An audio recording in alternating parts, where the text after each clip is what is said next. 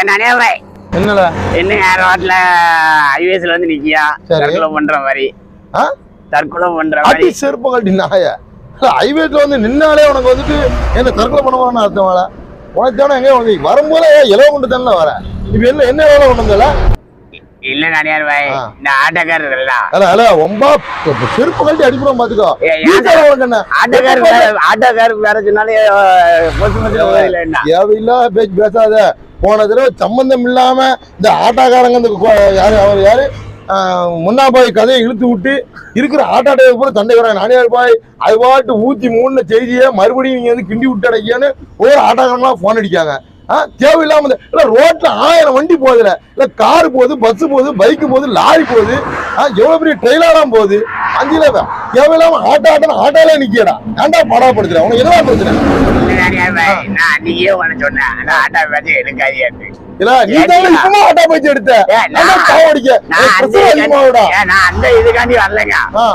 சந்தையில இருந்து நீங்க கூப்பிட்டீங்களா உடனே ஆட்டா முடிச்சு வந்துட்டேன் சரி ஆட்டாக்காரு அவன் 60 ரூபா கேட்டாப்ல சரி உங்கள்கிட்ட வாங்கி கொடுக்கறதுக்கு நான் போயிட்டு அப்புறம் வாங்கன்னு சொல்லிட்டேன் அதனாலதான் போகும்போது 60 ரூபா தருவீங்களான்னு கேட்கறதுக்கு தான் வந்தேன் வந்து தொலைப்பா நல்லா பண்ணி ஆட்டா கதையை மட்டும் பேசாத எவ்வளவு வண்டி போய்கிட்டு இருக்கு அந்த வண்டிலாம் பத்தி பேசு ஆளை விடு இப்ப என்ன வேற என்ன கதை அதுக்கப்புறம் இந்த வள்ளியூர் பக்கத்துல ஏதோ ஒரு ஆக்சிடென்ட் நடந்துச்சுலாம் ஆமா ஆமா 2 காரும் நேருக்கு நேரம் மோதிட்டாங்க அது என்ன கதைன்னு உங்களுக்கு தெரியுமா எப்பா அது என்ன கதைன்னா வந்துட்டு ஒரு நல்ல தெரிஞ்சுக்கோ அது வந்துட்டு ஒரு இன்னோவா கார் வந்துச்சுருந்தாங்க இன்னொரு ஏத்த பக்கம் ஒரு ஸ்விஃப்ட் கார் வந்துச்சுருந்தாங்க அதாவது வந்துட்டு ஒரு இன்னோவா கார் ஓட்டினார்ல அந்த டிரைவர் மேலதான் தவறு அவர் கவனக்குறைவா கொஞ்சம் அசந்து தூங்கிட்டாரு கண் அசந்துட்டாரு அப்படிங்கிற காரணமா அதாவது இந்த ட்ராக்ல வண்டி வந்துட்டு இருக்குது இது வரும்போது இந்த சென்ட்ரு இந்த பேரிகார்டு இருக்குல்ல இந்த சென்டர்ல இந்த தடுப்பு சுவர் சொல்லுவாங்க இந்த தடுப்பு சுவரை தாண்டி ஏத்தாப்புல போறோம் தடுப்பு சுவர் இல்ல கிராசிங் சரிப்பா அளவுக்கு நம்ம படிக்கலப்பா ஓகேவா அந்த சென்று தடுப்பு சுவர் அந்த இந்த தடைகளை தாண்டி வண்டி வந்து அந்த பக்கம் போய் மோதி இருக்கு இது எப்படி சொல்றேன்னா வந்துட்டு இதனால வந்து கிட்டத்தட்ட 7 பேரு மரணிச்சிருக்காங்க பல பேர் வந்து பலத்த காயம் அடைஞ்சிருக்காங்க அதனால நான் என்ன சொல்ல வரேன்னா ஹைவேஸ்ல போகும்போது ரொம்ப கவனமா போகணும் இந்த மாதிரி வந்துட்டு கிராசிங் வரும் அப்புறம் வந்துட்டு சப்வே வரும் ஒரு ஊர்களுக்குள்ள பிரிஞ்சு போறதுக்காக ஒரு தனியாக ஒரு ரூட் விட்டுருப்பாங்க அது மாதிரி பிரிட்ஜு வரும் ஏறி இறங்கும் போது இந்த மாதிரி லெவல் கிராசிங் வரும் இந்த மாதிரி எது வந்தாலும் சரி ரொம்ப கவனமான முறையில் போகணும் இப்போ போனது 2மே வந்துட்டு ஓன் போர்டு காரு அதாவது சொந்தமாக வச்சிருப்பாங்களா அது கூடிய வரைக்கும் இந்த ஓன் போர்டு கார் ஓட்டுறவங்க அதிகபட்சம் இந்த லோக்கல் எதுவும் போறாங்க ஒரு 10 கிலோமீட்டர் 20 கிலோமீட்டர் போறாங்கன்னா அவங்க வண்டி எடுத்து ஓட்டலாம் புரியுதா அப்போ ஓன் போர்டு வச்சிருக்கோம்னா லோக்கல்னா ஒரு 30 கிலோமீட்டர் நாங்க போனோம் அப்படி இல்லைன்னா பஸ்ல போய் சொல்றீங்களா எல்லாத்தையும் இல்ல அப்படி சொல்லலை முட்டாள்தனமா பேசாத அதாவது இப்போ குறிப்பா வந்துட்டு ஓன் போர்டு வச்சிருக்காங்கன்னா ஒரு 10 கிலோமீட்டர் 20 கிலோமீட்டர் 30 கிலோமீட்டருக்குள்ளனா லோக்கல் தான் வரும் சுத்துறதுன்னா நீங்க சுத்திக்கலாம் அதே இது வந்துட்டு ரொம்ப தூரம் போறீங்க ஒரு 60-70 கிலோமீட்டர் போறீங்க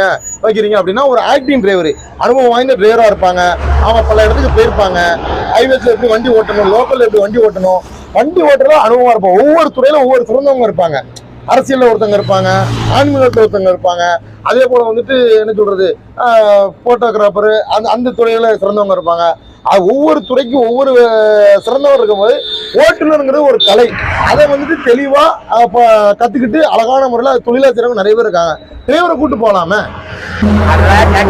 இது நல்லா இருக்கு சொந்தத்துக்கு வண்டியை வச்சுக்கிட்டு டீ போட பிடிச்சி போக சொல்லுதியா டிரைவருக்கு தெண்டதுக்கு சம்பளம் கொடுக்கணுமா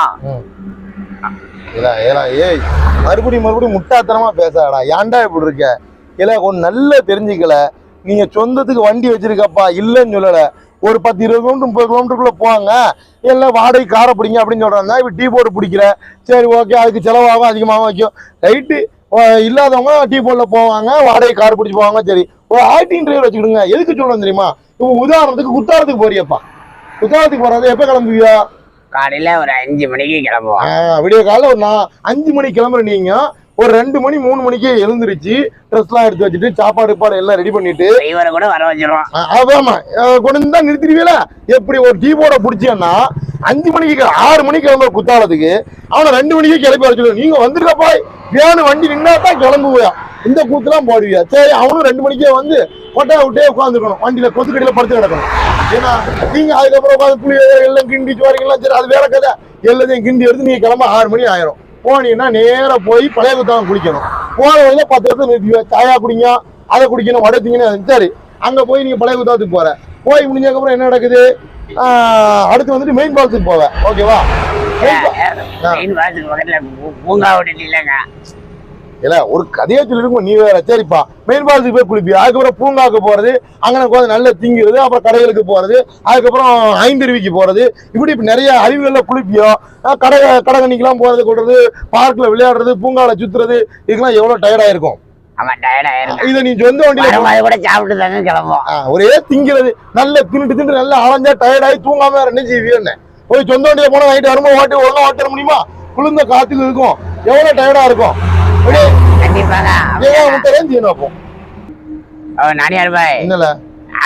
மட்டும் தூங்க மாட்டாரா? வண்டி ஓட்ட தானே செய்தாரு. லூசு மாதிரி கேட்காத. ஆக்டிங் டிரைவர் பொறுத்தவரை அவங்களுக்கு தொழில். ஓகேவா? இப்ப நீங்க வந்துட்டு சந்தோஷமா போற இடத்துக்கு நீங்க செய்யறது பொருளாதார செலவு, அது அவங்களுக்கு வாழ்வாதாரம். அந்த சம்பளம் அவங்களுக்கு கிடைச்சுன்னா அவங்க குடும்பம் நீங்க கொடுக்குற 500 ரூபா 1000 ரூபாய் சம்பளத்தை செலுத்துவாங்க, அவங்க குடும்பத்தை ரன் பண்ணுவாங்க. அவங்களுக்கு அதான் தொழில். ப்ராப்பரா அதை பண்ணுவாங்க. என்னென்னமா பண்ணுவாங்க, நீ உங்களை கொண்டு போய் நேர கொண்டு போய் பழைய குத்தாலத்தை குளிக்க விட்டாங்க, அதுக்கப்புறம் நினைச்சுவாங்க கடையில போய் டீயே குடிப்பாங்க, குடிச்சு கொஞ்ச நேரம் மொபைல் பார்த்துட்டு அந்த அன்னைக்கு வண்டியில கடைசி சீட்ல ஓரமா போய் படுத்துருவாங்க. எங்கனையா ஒரு இணல் வாட்டமா ஒரு இடம் நிற்கும், அங்கே போயிட்டு ஏதாவது பேப்பர் வச்சு தூங்கிடுவாங்க. நீங்க குளிச்சு முடிச்சு 1 மணி நேரம் 2 மணி நேரம் கழிச்சு வந்து எழுப்பினதுக்கு அப்புறம் அவர் எஞ்சி போவார், அடுத்த இடத்துக்கு போவார். இப்படி நீங்க வந்து பார்க்ல போய் நம்ம மெயின் பார்க்ல குளிக்கலாம், அங்கேயும் தூங்கிடுவாரு. இதே போல நீங்க எங்க போனாலும் சரி, கன்னியாகுமரியா இருக்கட்டும், கன்னியாகுமரி போனா அங்க மட்டுமா வரையா, வட்டக்கோட்டை, திருப்புரம் ஃபால்ஸ், அப்புறம் பத்மநாபுரம் பேலஸ், அது இது இப்படி ஒவ்வொரு எப்படி எங்க போனாலும் சரி நீங்க என்ஜாய் பண்றதுக்கு நல்லா சந்தோஷமா போயிருவீங்க. ஆனா அந்த ஆக்டிங் டிரைவர் எப்படின்னா நேரம் கிடைக்கும், நம்ம வண்டி விட்டு தூங்கணும், ரெஸ்ட் எடுக்கணும், நம்ம அடுத்து வண்டி ஓட்டணும், அதுக்கு தயாரா இருப்பாங்க. நிறைய பேர் ஆக்டிங் டிரைவர் இருக்காங்க. அதனால உங்களோட நெடுந்தூர பயணங்களுக்கு ஆக்டிங் டிரைவர்களை பயன்படுத்துங்க. கூடிய வரைக்கும் டீ போர்டுகளை பிடிங்க. இல்லை அப்படிங்கும்போது ஆக்டிங் டிரைவர் பயன்படுத்திங்க. இல்லை நான் அப்போ வந்துட்டு எங்கள்கிட்ட சொந்த காருக்கு எனக்கு ஓட்டத்திலே நான் தான் போவேன்னா கூடிய வரைக்கும் கிளம்புறதுக்கு முன்னால தூங்கி ரெஸ்ட் எடுத்துக்கிடுங்க. அதிகமா சாப்பிடாதீங்க. ஒருவேளை நீங்க வந்துட்டு கிளம்பி போற வழியில தூக்கம் வருது அப்படின்னா தயவு செய்து யோசிக்கவே செய்யாதீங்க. ஒரு பல்க்லயோ இல்ல வந்து ஒரு மெயின் இடத்துலயோ ஆழ்நடமாட்ட உள்ள இடங்கள்ல வண்டியை ஒதுக்கி இல்ல அறிவு கிட்டவனே எதுக்குன்னா எங்கேயாவது ஒரு கண்ட இடத்துல இருட்டுல கொண்டு திருட்டு எவனாவது அங்கே வந்து திருட்டிட்டு போயிடுவான், செல்போன் பணத்தை பிடிக்கிட்டு போயிடுவான், இல்ல வேற ஏதாவது அசமாதி சம்பவங்கள் நடக்கும். அதனால ஒரு பல்க் பக்கத்துல ஹைவேல நிறைய பல்க் இருக்கும், கடைகள் இருக்கும். அந்த கடைகளை ஆழ்நடமாட்ட பகுதியில் நிறுத்தி ஒரு 1/2 மணி நேரம் 1 மணி நேரம் தூங்கலாம். ஓகேவா? தூங்கி எழுதி ஓட்டுங்க. இந்த மாதிரி விபத்துக்கள் கூடிய வரைக்கும் தவிர்க்கணும். சாலை விபத்துக்கள் இல்லாம இருக்கணும் அப்படிங்கறது எல்லாரோட ஆசை.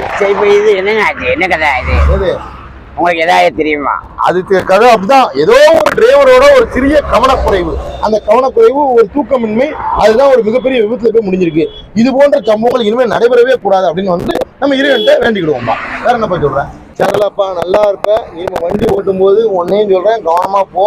எந்த வண்டியா இருக்கணும், 2 வீலரோ 4 வீலரோ எந்த வண்டியில போனாலும் ரொம்ப கவனமா போங்க. விபத்தில்லா ஒரு சிறந்த ஒரு பயணத்தை நம்ம உருவாக்கணும். அதுக்கு எல்லாரும் ஒத்துழைக்கணும். அதனாலப்பா நனியார் பாய் பேச்சு வாக்குல 98 ரூபா மறந்துடாதியா. 98 ரூபாய் என்ன கணக்குல? அது கொஞ்சம் பக்கத்துல ஆக சொல்றேன். பாரு அப்படியே பாரு. அதாவது ஆட்டால வந்துட்டு 60 ரூபா கேட்டனா. ஆமா, அது டீ செலவு, பப்ஸு, அந்த தொண்டை கரகரன்னு வருது, மிக்சி மிட்டாய் எல்லாம் சேர்த்து ஒரு சின்ன கை மனிதாபிமானத்துல ஒரு 98 ரூபாய் எழுதியிருக்கேன். 98 ரூபாய் எடுத்தா இல்ல நீங்களே அங்க கையில கொடுத்தா நல்லா இருக்கு. இல்ல உங்க கையில தந்துடுறேன். கொஞ்சம் பொறு நான் எடுத்துக்கிறேன்னா